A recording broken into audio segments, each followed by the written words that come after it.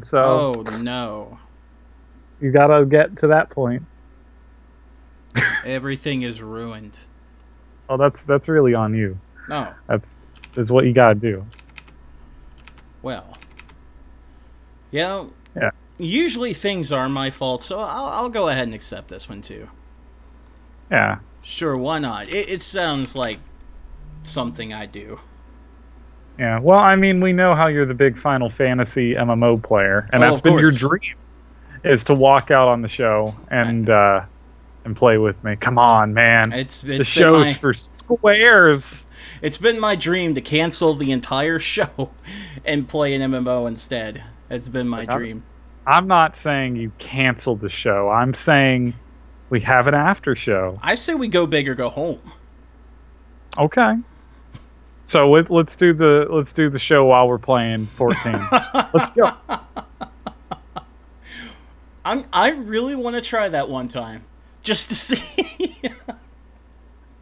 I mean, how wrong could it go? Horribly. That's I how don't wrong know. it could go. At this point, but the dungeons we would do would be so mindless for me. I think I could probably do the show without even worrying Well, about I'm glad it would be that easy for you, but for me, I would just be like, the first 50 levels. No, it's a tutorial. That's like saying, "Oh, I'm doing the early dungeons in WoW. I'm gonna have so much of a hard time." Like, Well- just don't you play this game with me? well, Don't I you have protect? BOAs in WoW. I have Like, BOAs, you know for a and fact. for anybody who doesn't know what a BOA is, it's a bound on account item. Basically, they're also called heirlooms, and that pretty much is insta-win. So, Well, I hate to burst your bubble, but early dungeons in that game were already insta-win.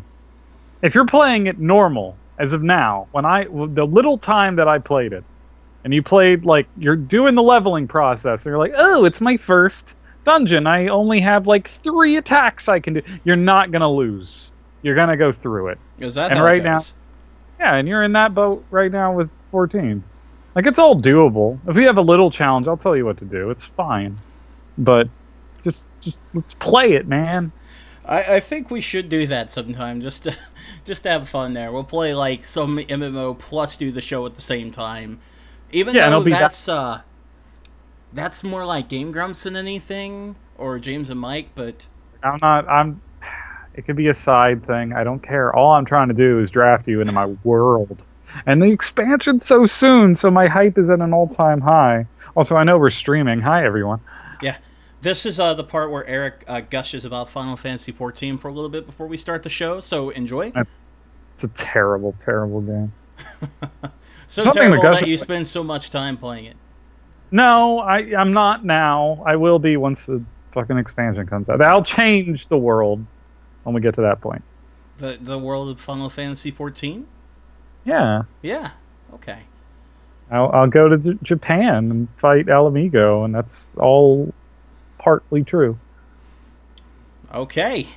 You have fun, and I'll be just doing like low-level dungeons. Like I'll do those dungeons with you. Don't worry. I'm sure I'll be shoving over like little fat creature things. That'll be my big challenge. Once the story kicks in for you, you'll have a good time, and you will not have to worry about it being. I trust you. Yeah, I hope so. Don't let me down. Don't do it. I don't know how I could. And Well along with done. that, That's a good game. Along with that, guys, you are either watching or listening to the reset button. This is going to be the episode for 5/23/17. That's May for you people who don't know how to use a calendar. I'm so sorry for you. I am Patrick. This is Eric, and he's gushing about Final Fantasy uncontrollably. Nothing new. Nothing new. So what's the biggest part that you're really hoping? Well, you already know what's coming. What's the biggest thing that's got you excited the most?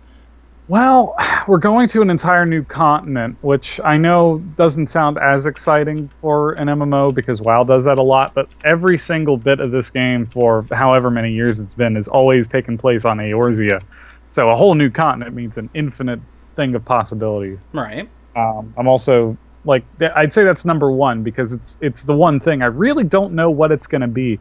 We've seen one area of it, which is Doma, which is based off of like Japan and Eastern, but like there's still a whole other part of that continent and world that we have no idea what it's going to be, and including underwater sections and stuff. Like it's just there's a lot of changes that are coming, and I'm very, very excited. So I know you've got mounts in the game. Here's one thing I'm wondering, because WoW did this quite a few expansions back and really didn't do much. Are there any water-related mounts in the game? There will be, but there's never been. This is the first time you can now dive into the water. They've just let that happen. Okay. So we don't know a lot. One thing that was interesting today was announced. They're doing something unique with mounts that WoW has never done. Originally, mounts were all one speed when you're walking on the ground, and then you'd be faster when you're flying, right? That makes sense. But then there was no point of the ground mounts. So now they've said, here's our crazy idea. We'll even have races that you can make with your friends by doing this. The ground mounts are going to move a lot faster than the flying mounts. However, because of the way shortcuts work in flight, you can just fly over everything and have a straight shot. You would have to move by the terrain. But you'll have a huge speed boost with the ground mounts, making them have a use, which I think is a really interesting way to handle that. I do like that idea. I like it a lot, and I'll tell you why World of Warcraft should absolutely do that. Because the past two expansions, they have done nothing but piss people off by locking off the ability to use a flying mount. Because the flying mount's faster than the ground, and once you get a flying mount, there's no reason to use a ground one anymore. So instead of fixing that problem, Blizzard has been locking it behind a wall that you have to unlock by playing in game, and there's still a wall. There's still a wall, but it's not upsetting in the way that because 14's structured differently. So like generally you're on foot until you have fully explored the area and grabbed so many of the ether currents. You grab those and then you're able to fly, which has been a fine way to do it because there's only really been one expansion that had flight. But you have to remember, unlike WoW, they are zones in 14. They have their own loading screens. It's, giant areas now, but right. That was how we did it. But it's just, it did kill the use of ground mounts unless you were in a 2.0 area, which still do not have flying, but there's technical reasons for that, and it's fine. But the speed boost is going to come even to those older areas, so we're going to be able to traverse it a lot quicker. But yeah, it's just originally we looked at the ground mounts as kind of worthless because even the flying mounts could be on the ground. So there was objectively no reason why you wouldn't just use the flying mounts. Right. So I don't know. It's a small thing. There are a lot of small things announced today, but I know this isn't a news show, so I can't talk too much about this game. I'm just excited. Well, I didn't even structure it as a news kind of thing. I structured it as let Eric gush kind of thing. Wow. So you see how I structured that? I'm always gushing about something. Always some video game that I'll never shut up about, and then I move on to the next video game that you're going to never shut up about, right? I feel so sorry for Lena because she knows this. My other half, for the other people. Basically, how my mind works is I get into one thing at a time, but once I do, I look up everything about it, and I get super absorbed in it, and I learn every possibility of everything about the franchise and the series, and then I go to the next thing, and then I got to know all things, and I got to explore everything. So that's how I become like a master of knowledge for so much terribly useless shit in video games. But because 14's an MMO, it's the gift that keeps on giving. Well, it works out wonderfully for something like this. If only there was actual payment instead of doing this for free. Hey guys, we have a Patreon. Yeah, we have a Patreon. Just go to the website you see right there, resetpress.net. Then you can click on that, put money in the Patreon. Thank you very much. So that was pretty quick. That was. But oh man, I got way sidetracked on that one. But yeah, you with the gushing is perfectly fine because that is newsy, but at the same time it creates a good discussion about them taking risks, thinking outside of the box when World of Warcraft could probably do a few things like that. 14 is universally newsy because the news will never stop. But here's the thing, though. I guess this is a topic in of itself that I think is interesting about the two franchises. 14 and WoW are really the only MMOs. I guess Guild Wars 2 could throw it in, but to a lesser extent. But they are definitely the only MMOs that still have like a paid subscription model, right? They're both doing well. Now, WoW has lost many people over the years, but it's still a monumental success. I think that's fair to say. Mm-hmm. What's interesting about the relationship is that even though usually groups tend to play one or the other, both games just make the other game better. Because Yoshi P, the director of Final Fantasy XIV, is a big WoW fan, and he said that when he took the job and fixed it. And so he's always looking at WoW for inspiration for ideas and trying to figure that out. And WoW views 14 as their only real competition in the market of MMO because nothing else has really sustained or had the power that they did. You know, because 14 is a big deal. I mean, the WrestleMania this year was entirely themed about Final Fantasy XIV, which is surreal to say, but that happened. Yeah, that's 14 is crazy. It is the biggest success that Square has right now. While 15 is probably more talked about because it's the single player game. Yeah. 14 is the most money making game that Square owns right now, and that's why they tripled the budget for Stormblood. But the two have this wonderful, healthy competition where they're looking at each other and trying to one-up each other in different departments. I truly believe the reason the last expansion for WoW was so good is because they were trying to beat 14. I think Legion was so good because they came up with all these different ways to say, I see your model with storytelling and single-player campaign. We're going to change our quest system to be more like 14, but with our own flavor to it. Yeah. And there's a lot that's really good with Legion, especially the quest for getting the legendary weapons. Those are fantastic. And that's actually part of the leveling, not the end game. It really is, but at the same, like I really think that both are making each other better. And I am not a WoW player. I played a little WoW. I missed the boat, and I understand that. But I've always had this monumental respect for WoW, and I love both franchises, and I'm kind of really happy about where both are.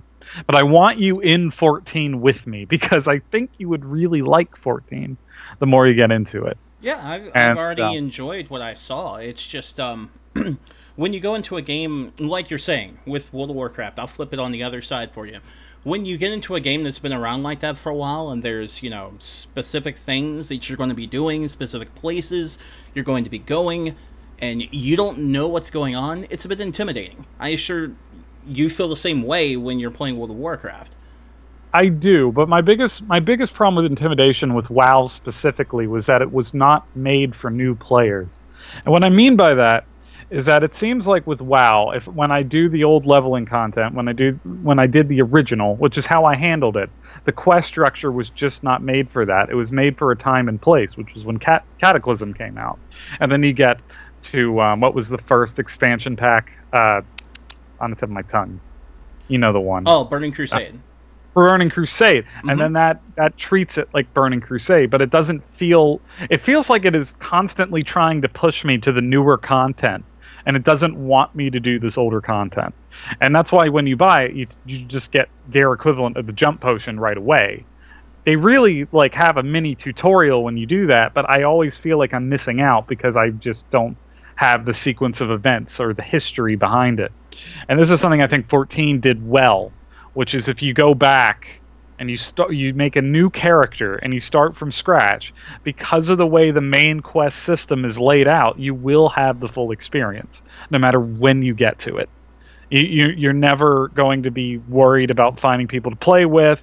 You're never going to be worried about, am I going to be able to follow the storyline because some quests are missing from the game, because everything is still there and it was structured from a really good place. I'm not going to pretend that Square Enix always did that. because 1.0 existed, and then they had to save that, jump off that ship, and build a new one. But like 1.0 existed, no one wants to admit it. We like to call it the Phoenix effect, rise from the ashes. But yeah, because that thing did crash and burn. More than any game in history. Oh man, that was bad. But you got a point. When it comes down to it, those are like the big two. They do grow on top of each other and just continue. One stacks the deck higher and says, look at what I've done. The other side says, that's cool, but look what I could do. And it just keeps going and going, which makes for two great games. Now, and if neither only, hurt each other. Yeah, they have, I would say, a symbiotic relationship. In terms of it. It makes for a healthy market. Now, if the other games would just catch on and figure that part out. James in the chat, hello James, said ESO for life. Hi. No. ESO. We're both laughing because it's worth laughing at. Look, I have ESO on Xbox One. I do. What platform do you have it on? I have it on PS4. It was I got it for free, and here's the thing, though. I gotta put an asterisk with my opinion on ESO. Okay. I don't like Bethesda games anymore. Witcher 3 threw me off the bucket. I don't like the design of Bethesda games in general, but I look at ESO and I'm like, other than the online component, it's just a worse Bethesda game. Okay, well, I'm going to say what I have to say on that one, and I'm going to put an asterisk and say I do like Bethesda games. I still think they're plenty fun in their own rights. But, playing ESO, I did pay $20 for this copy, by the way. When I started playing it, I realized that the structure, the mechanics, the everything, what they attempted to do with this is just lift it from, say, Skyrim or whatever, and then force it into an MMO aspect, which then turned into liquid shit is the best way to describe this game.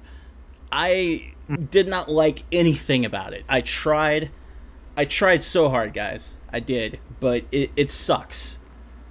When did you play it by chance? Because I have a Deus Ex 1 effect where I always reinstall it and be like, maybe I'll like it now, and then I realize I don't, and I move.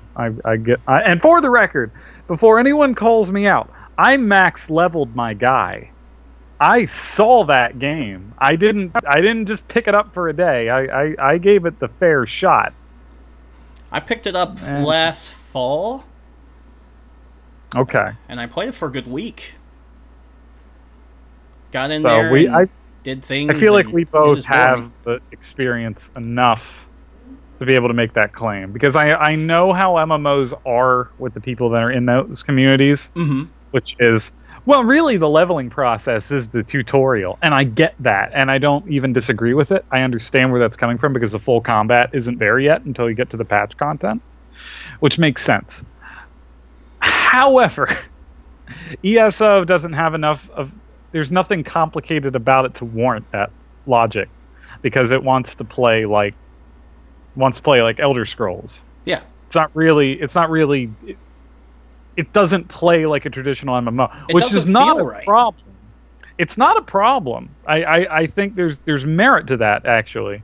But what it tells me is that you can't use that excuse for me when it comes to admiring it. If someone just doesn't like it early on, they're never going to like it because the combat doesn't really change that much. It doesn't. I did not care for it. I thought it was... It's got the same... How should I put this and not completely offend everyone? Because I do like Elder Scrolls games. There is a clunkiness when it comes to a Bethesda game. There is this inherent clunkiness that you expect with those games. And it was even in Fallout. And, you know, the latest one, Fallout 4, you would think that that's going to be amazing because it's on the new consoles. But even that had this inherent form of clunkiness about it that just made everything awkward at certain points. And you're not going to escape that in ESO. Matter of fact, it's going to be right front and center. I don't want to experience clunkiness. Having said this, I do fully believe in the merit of respecting community from any game, like especially an MMO. It's something that people are really attached to, and I'm not trying to break your heart on it. What I am trying to say is, even if I'm talking in pure numbers of active players, it is not what I'm talking about when we're talking about 14 and WoW. Guild Wars 2 is a damn solid MMO, but it doesn't have the active numbers compared to these other two that are also charging monthly. It never had to go... 14 never had to go free to play because it's doing damn fine. Right. Well, Guild Wars 2 was never free to play. I mean, it was it's free to begin with. Like, you buy the game and you just play it. It never had, like, oh, we're going to free to play now. It was always free. I was really referring to ESO on that. Oh, okay. But, like, got it. But my point that about did active absolutely players, do that. My point about active players is a one-size-fits-all argument. Mm-hmm. You know, but we all know the best MMOs, obviously. What's that one where you go to the moon? Go to the moon? Yeah. Oh. Alpha Space something? No, I thought you were talking about Destiny. Well, that's an MMO. Because you do go to the moon in Destiny. Yeah, but we all... I was going to make a joke, but I got Destiny is the most popular MMO if we're counting it as MMO. It's MMO FPS. Well, there you go. It beats that, but I feel like it's in a different bubble than WoW and 14. Well, yeah, they're MMORPG. Yeah, it's a popular game. It's a real game, Destiny. It's a Blizzard game. No, it's not. Yeah, it is. I don't care if they put it on the Blizzard app. It's called the Blizzard app. It's a Blizzard game now. It's also funny that way back before, not Legion, but the one before that, Warlords of Draenor came out, there was this big controversy because there was... what am I trying to say? Oh, my brain stopped. There was 2 registries for new IPs, or trademark names. One was Warlords of Draenor. That was the latter that showed up. First one was The Dark Below. And it was Blizzard that registered the trademark. Everybody was going insane, saying, oh, the new expansion is going to be called The Dark Below. It's going to feature the old gods. This is going to be great. And then... during BlizzCon, Blizzard came out and said, here's Warlords of Draenor. We have no idea what this Dark Below is. What's that? And then, yeah, they lied entirely, and they registered it on behalf of their other half, Activision. The Dark Below was an expansion for Destiny. I will So admit, Blizzard registered that trademark. While I am excited for the new Blizzard game, Destiny 2, it's not nearly on my level as much as Final Fantasy 14 is, nor is what WoW is to you. No, it's a Blizzard game. It's made by the creators of Overwatch and Hearthstone. That's why it's on the Blizzard app. But and you know that's fine. Blizzard can make whatever game they want to make. If they want to make the sequel to the Bungie hit Destiny, go right ahead. But my point is, I'm incredibly excited for Stormblood, which comes out. You know, fun fact: the early access, because we get early access for 4 days for pre-ordering it, the day after E3. So, I'm ready. I'm ready for that. No, well, I mean, I'm as prepared as I'll ever be. But as you're going to be, it's not going to get much better than this. Look, I didn't go for the fucking relic quest. I didn't go for the super ultra, you gotta be cool to break down this barrier. But I am caught up in the story, and my character is prepared and ready for the fight. Okay. That you should join me on. Okay, I will join you and we will finish the fight.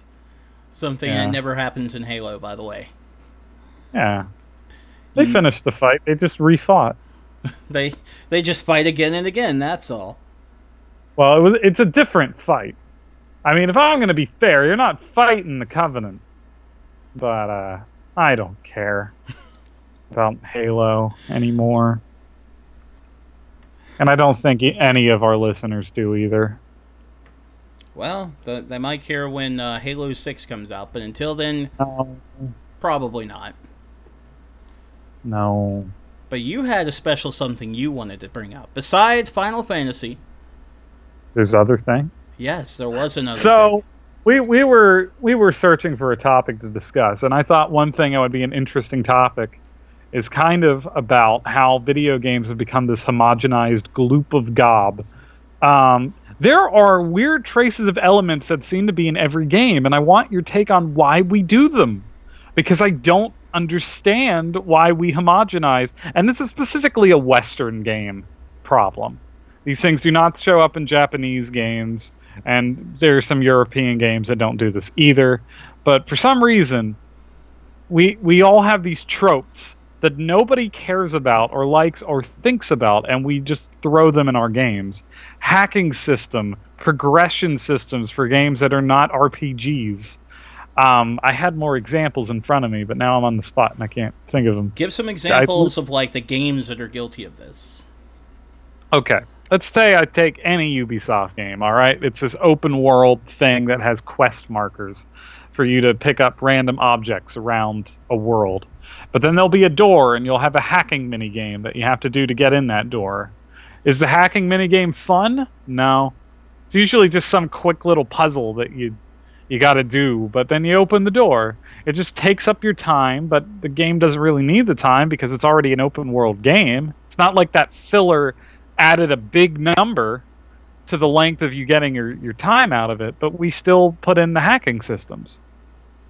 And I don't understand why that's there. I don't understand why we have... I don't understand why every game has to have progression. I was playing Shadow Warrior. Did you ever play the reboot of Shadow Warrior, the first-person shooter? No. Okay. It's kind of like a Doom clone, but like before the new Doom came out, but like, you know, to bring that spirit back. Mm-hmm. And it's a good game, but for some reason, I mean, it's just a game where you kill shit. That's all there is. But you can level up and you pick out different, you know, I want to take 25% less damage. And I just, in a first-person shooter that's just about blowing shit up. Nobody asked for a progression system in your Doom game. Wait, hell, even in Doom. Right. We couldn't just have Doom. Right, there was a progression system in the new Doom as well, you're right. Why? Why do we keep putting in things that no one actually cares about into these games that just kind of homogenize them? Well, the only thing I can think of is to give people the feeling of more gameplay, of more completion, shall I say. Because when it came to progressing with the weapons, that made sense to me. Because, you know, upgrading weapons, that's kind of a normal thing that's been going on for a long time. But then you added in all these different things that you had, these different portals you could go in to try and earn stuff that way. And that threw me for a loop because, one, it was just odd. And two, it was fairly difficult to get these things that I thought was going to be incredibly necessary to finish the game. And yeah, it threw me off entirely. It's just if you go from, and this year kind of opened my eyes because we've had so many good Japanese games come out. But like if I were to play, you borrowed my copy of Persona. I know you didn't get too far in it, but Persona is a focused game. It's an RPG where there are things you can do, but generally there are goals to them. You know what you're getting out of the thing.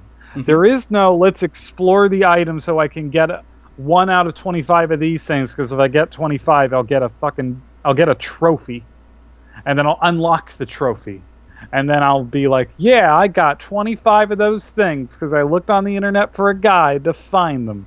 Right. There's none of that. There's no time wasting. Every moment in Persona feels that way. Every moment in Nier, it's either story driven, exploratory, on my own terms, not because I'm looking for some specific item that I'm supposed to find. I just feel like exploring. Or it's combat driven. So but you're there's saying no time specifically, not to interrupt you, but you're saying specifically in terms of like, it feels like there's just filler in here for reasons undefined. There are filler in games that we've just agreed are okay. but we never talk about them. I don't I can agree with if that. if we go back in time, I think the first example when we did talk about it was BioShock. Mm-hmm. Because BioShock had a hacking mini game and no one really knew why. And we made fun of it. It's like, oh, you play a little pipe mini game. But then many games copied that and did their own variation of stupid hacking thing. I know Mass Effect 2 did. Mm-hmm. And Mass Effect 2 is held as this classic, but is the part you're thinking of Mass Effect 2 is one of the greatest games of all time, the hacking mini game? No. I No, forgot that it no was even there until you said something. No one can think of these moments. It's literally this weird filler that we accept in our games that don't add anything. There's no advantage for them being there. And I don't get why we do them. Because most of the time, most of the examples I'm thinking of are hard to come up with, even though the majority of games do them. But because they're not the memorable moment, that's not what you cling on to. Right. Things So, that are like- just kind of there for no reason.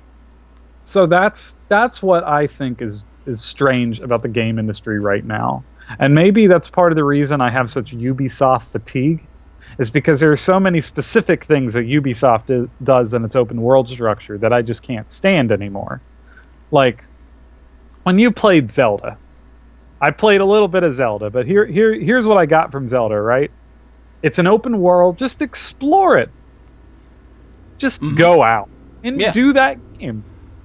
There's not a bunch of markers on a map that you feel like you are obligated to hit so you fully explored the map, so that the developer says there's content in every point of this map. Oh no. You can By go fight not- the final boss as soon as the game starts if you want. By not having that content, they weirdly gave you more content because you took the world as a whole rather than these series of objectives. That's part of the reason I think that game's a 10. It's a 10 because it was just a game that said, let's not waste your time. You want to explore, just do that. Just have it. This is your game. Here's a interesting tidbit, since you brought that up, and now I'm starting to get on the same wavelength as what you're thinking here. And I'm not bringing up Peter Molyneux just to bring up Peter Molyneux like I do week in, week out. This is specific to Fable 2, and there is a point to it. Do you remember the gargoyles? No, it's been too many years. Nobody remembers the gargoyles. That's the point. They put these gargoyles that you were supposed to destroy in the game, gargoyle statues that yelled insults at you if you were close enough. And you were supposed to destroy, like, I can't remember if it was 50, 100, some number of these things, and you got an achievement for it. But that's exactly what you're talking about. This strange filler that's there for no reason, that if you didn't have the strategy guide, you probably wouldn't end up finding all of these damn gargoyles. Why was it thrown in? Just for the hell of it. I think we have this idea in the West, especially, although this might be a problem with all open world games except for Zelda. But I think we have this problem where we have to justify our map size. So we make these open worlds that are these big expansive things, but we need every single section of it to have purpose. So we make these useless... And this is not just an American problem. Final Fantasy 15 had this problem too. I really enjoyed that game, but a lot of the side quests were worthless. And a lot of them were just like, hey, I need you to fight monsters in this exact circle over here because this part of the map was made and we're not doing anything with it, so let's make this objective here so you go there. And I think that's what it is. I think developers might just be so scared of the idea that we just want to play the fucking game and not have to worry. I'm sorry I'm cursing so much today. No, I'll be cleaner tomorrow. We don't censor on this, so have at it.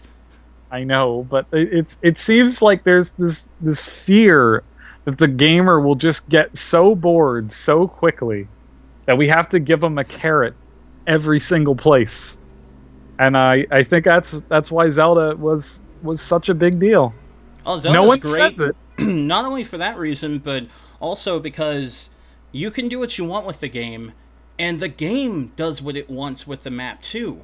I think that's something that people don't talk about a lot. Like, you can just be walking through a certain part of the map, just minding your own business, exploring. Next thing you know, a Guardian walks through and starts firing lasers at you. You didn't know it. You were just exploring. Guardian was just wandering about, saw you, start doing what it was programmed to do. And that's just some of the amazing moments when it comes to Breath of the Wild. See, I need that game so I can play more and have that full understanding. Yeah, I'm also realizing had that happen. I am realizing that I am also hypocritical because MMOs are totally guilty of this problem. Right, but I think that's kind of their nature. That is their nature. That's why it might get a pass because they're kind of built on that foundation. Correct. But I think other games are just stealing from that foundation and don't understand why that's needed or why it's not. Mm-hmm. Instead of just letting the dynamic game have. But I think 14 gave me a little more reason to pull me with it, because I viewed the side missions as leveling content, while I viewed the main mission as the main attraction. And then that kind of helped my perception. I'm like, I'll do these side stuff so I can get level enough so I can continue the real game. Yeah, but I think it's an interesting problem we're having in gaming that no one really considers a problem, but I don't think it's anywhere near end. I look at something like Days Gone from Sony, and I'm like, I bet you $1 million that's gonna follow the same traps of open world design. I've seen that game for a total of 30 seconds, and I know that game's gonna follow every single trap that I'm talking about. Probably quite a few that are gonna follow that trap. Mm-hmm. Now as you mention, I kind of wonder if Zero Horizon does the same thing on PS4. I do not. I haven't played it yet. I don't have it. Nor have I. I'm also not interested because I look at that open world and I say, no, honey. Plus, selfishly, the plot is a little too similar to Nier, but without the depth that I'm not. Because I've had the entire story ruined for me with Horizon, and I look at it and I'm like, it's too similar, but it doesn't have any of the interesting parts. So I'm just going to look at it as a lesser Nier, which is unfortunate. And before anyone yells at me and says, "Oh, spoilers," it's not a spoiler. It's just they're both super post-apocalyptic worlds with androids and robots. Yeah, it's this. I mean, like at a glance, they look the same. The difference is that Nier is a super philosophy-heavy written story that deals with these super complicated themes, and the other one's Terminator. I just care more about something that makes me deeply think rather than just action set piece. Yeah, Horizon's more like trapping and capturing robots and destroying robots and all that jazz. Not exactly. I will play it later in Pro, but I've already heard the twist, and I'm like, I called that twist. I called that twist when I heard the main character's name. So, it's not interesting enough. But I do hope you get a chance to play more Breath of the Wild at some point, because like I was telling you there, that is the game that does, it's the complete antithesis of what you're talking about, which I think would make you very happy. Simply because, like I was saying, you can just be wandering somewhere, which I will give you, an actual scenario when I was playing and this happened. I was just wandering around, minding my own. It was night, so 2 skeletons of enemies came up, so I was fighting them, and realized when I looked over just a moment that there was a Guardian just wandering about looking. Then he saw me and started firing, and I had to hide behind trees while fighting the skeletons and avoiding the Guardian. And that wasn't because it was scripted to do this or anything like that. It's just I was exploring, the Guardian was wandering, we ran into each other, and everything was completely natural. The best open worlds are ones that are dynamic, but to have dynamic, you cannot have quest structure work the same way. That's why something like Ark, I don't even play that game, but I know you can get more stories from that. Or like Rust, or stuff like that, It's just game systems working, and you're in it. And Zelda is that, but with a goal, and it has main quests, but that's not tied in with the exploring. From my understanding, I haven't played it. Or I don't own it. If you guys would like me to play it, I recommend donating to that Patreon. Yes. Get me a Nintendo Switch. That'd be nice. It'd be nice to have nice things. And it would be nice for both of us to have a Switch. Yeah. We could share it. You could have the left Joy-Con, I'll have the right. Perfect. That's exactly what we need. And we'll cut the screen in half. Yeah, you were saying. But just to be honest, and to be, you know, completely not being silly at all, with the Patreon, it would be very helpful because we do have some extra cool things planned, but we need funds to make those cool things happen. Like, you know, us playing games on my couch and recording that, you know, kind of like a James and Mike Monday. But we can't do that without the funds because we don't have the stuff. So, if you want to help out, that would be great. Right, Eric? Funding goes right now mostly to equipment, so that's what would, be very beneficial. Yeah. I am recording this on a cell phone, so if my audio sucks, ta-da! No, his audio is actually quite well. But yes, I've got equipment for the most part because you guys have been helping us out for such a long time, and we greatly appreciate it. But now that we brought Eric on board, now he needs help. You know, he needs something like this nice Blue Yeti microphone, different things like that. So, please, help out if you can. Daddy needs a new pair of shoes. I don't. I have, my shoes are fine, but still. Anyway, are there any other thoughts that you have on this, on either subject? Because I feel like we've had a show. No, it's time to wrap this up, I think. Okay. All right. If you're interested in our weird selves, you should market yourself. My Twitter is monkeydtt, where I mostly tweet about video games, and that's about all I do. And with me, it's about the same, to be honest. I tweet a few other things here and there about a lot of the other stuff we're doing, but you can always follow either one of us. You can see both Twitter handles on the screen. I'm Patrick. Eric, tell them who you are. I'm Patrick. That's Eric. Is this how Tanner felt?